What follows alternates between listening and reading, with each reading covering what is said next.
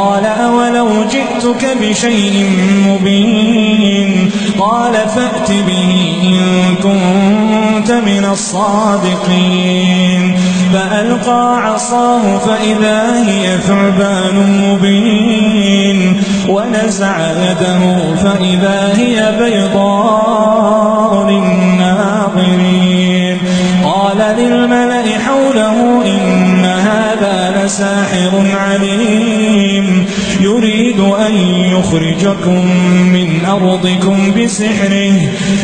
أن يخرجكم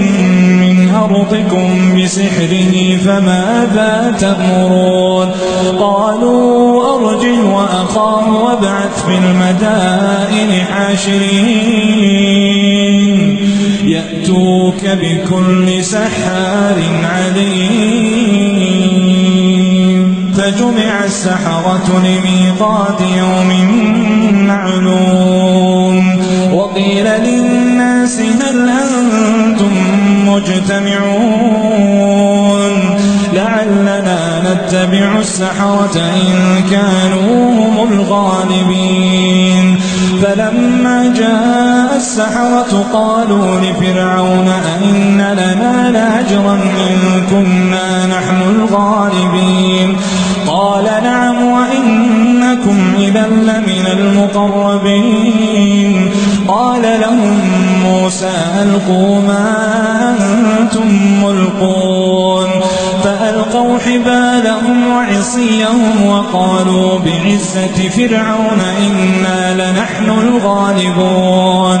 فألقى موسى عصاه فإذا هي تلقف ما يأفكون فألقي السحرة ساجدين قالوا آمنا برب العالمين رب موسى وهارون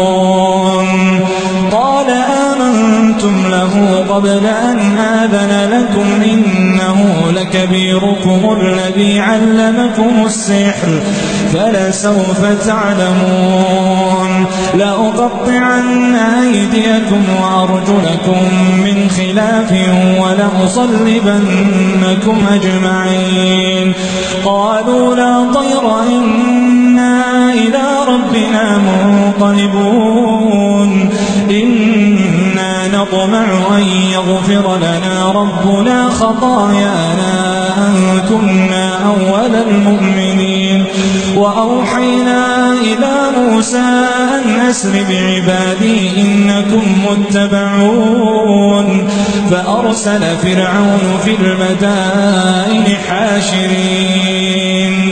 إن هؤلاء لشرذمة قليلون وإن